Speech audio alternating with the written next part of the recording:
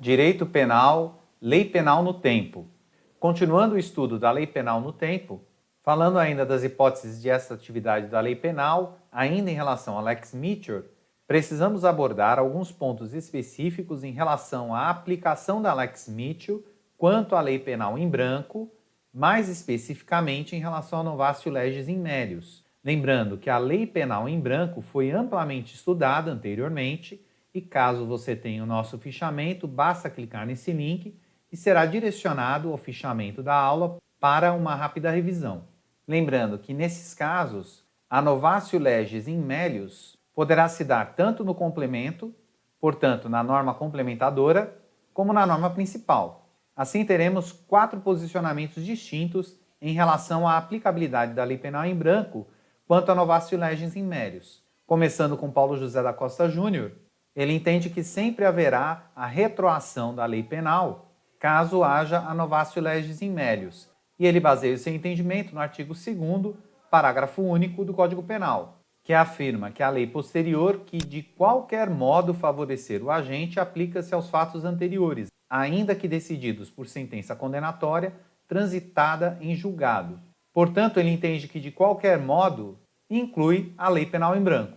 Já para Mirabete, Damasio de Jesus e Soller, deve haver uma modificação substantiva do tipo penal para que possa haver a retroação da lei penal. Portanto, deve haver uma análise casuística para verificar se essa modificação foi significativa.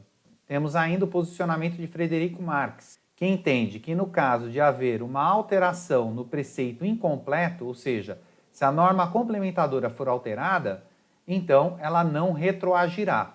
Finalmente temos a posição de Pierre Angeli, Alberto Silva Franco e a posição que realmente nos interessa, que é a posição do STF, porque nenhuma dessas outras posições será aceita tanto em relação a provas como em relação ao próprio processo. Lembrando, como já foi dito mais de uma vez, dificilmente um juiz aplica a doutrina, ele aplica a jurisprudência. Mesmo assim, ele não é obrigado a aplicar nada, ele deveria ser obrigado a aplicar a lei. Entretanto, às vezes nem isso é aplicado. E em relação a esses autores e ao STF, teremos 2 posições distintas.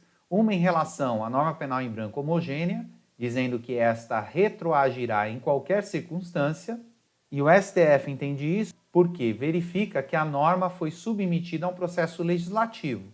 Lembrando que a norma homogênea é aquela que é produzida por um mesmo órgão elaborador, e a heterogênea é aquela que é produzida por um órgão elaborador diverso da norma que está sendo complementada.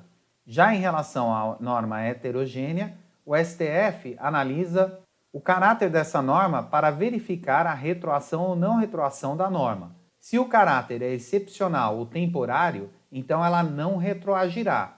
E isso tem um caráter prático. Por quê? Se o caráter for excepcional ou temporário e a norma retroagir, nós teremos que o infrator poderia esperar ou manipular o sistema para que o tempo pudesse facultar-lhe o benefício da retroação. Dessa forma, seria inócuo a lei ser excepcional ou temporária. Podemos citar como exemplo aqui as normas que regem a lei de drogas, que são os decretos do Ministério da Saúde. Já se o caráter da norma heterogênea for odierno, ou seja, comum, então ela retroagirá. Ainda em relação a lex Meacher, precisamos falar sobre a lei intermediária. E a lei intermediária se dá quando 2 ou mais leis consecutivas ao fato ou ato criminoso se sucedem até a sentença. Nesse caso, o aplicador do direito deverá utilizar os princípios da retroatividade da lei penal mais benigna ou da ultratividade da lei penal mais benigna, conforme o caso. Portanto, trata-se de uma dupla extratividade casuística, que deverá ser observado no caso concreto. Temos que analisar ainda a teoria da ponderação, que é também conhecida como lex tertia. E essa teoria possibilita a combinação de componentes benéficos de 2 ou mais leis, desprezando os componentes prejudiciais. Portanto, o aplicador do direito cria uma nova lei, formando uma terceira lei, aplicando a um determinado fato concreto. Dessa forma, teríamos um determinado fato ou ato criminoso que ocorre em um determinado tempo, que é incriminado por uma lei. Posteriormente, surgem leis com elementos que agravam e prejudicam a situação do infrator. Então, teríamos uma segunda lei, por exemplo, que tem elementos que agravam e beneficiam o infrator, e outra lei que tem elementos que agravam e beneficiam o infrator, sucessivamente. Dessa forma, o aplicador do direito retiraria os elementos benéficos de cada uma dessas leis e criaria uma terceira lei, chamada de lex tertia, para aplicar ao fato criminoso. Essa, então, seria a teoria da ponderação. Entretanto, essa teoria é abarcada por duas outras teorias, a teoria da ponderação diferenciada e a teoria da ponderação unitária. A teoria da ponderação diferenciada é a que aceita essa combinação que acabamos de falar em relação à lex tertia. Essa é a posição da doutrina em relação à aplicação da teoria da ponderação. Já em relação à teoria da ponderação unitária, ou teoria da ponderação global, como também é chamada, ela não aceita a combinação de leis para formar uma nova lei, como demonstrado anteriormente. Nesse caso, o aplicador do direito não poderá utilizar partes benéficas de leis distintas para criar uma nova lei. Entretanto, obviamente, ele poderá aplicar a lei como um todo, verificando qual das leis traz mais benefício ao infrator. Entretanto, deverá aplicar a lei com seus elementos benéficos e os elementos prejudiciais. E essa é a posição do STF e do STJ em relação à lex tertia. Portanto, a jurisprudência adota a teoria da ponderação global, conforme podemos observar nesse habeas corpus 11.0046 em repercussão geral de 2013, onde o STF informa que é inadmissível a aplicação da causa de diminuição prevista no artigo 33, parágrafo 4º da Lei 11.343 à pena relativa à condenação por crime cometido na vigência da Lei 6368, precedentes. E ainda que não é possível a conjugação de partes mais benéficas das referidas normas para criar-se uma terceira lei, ou seja, a lex tertia, sob pena de violação aos princípios da legalidade e da separação dos poderes.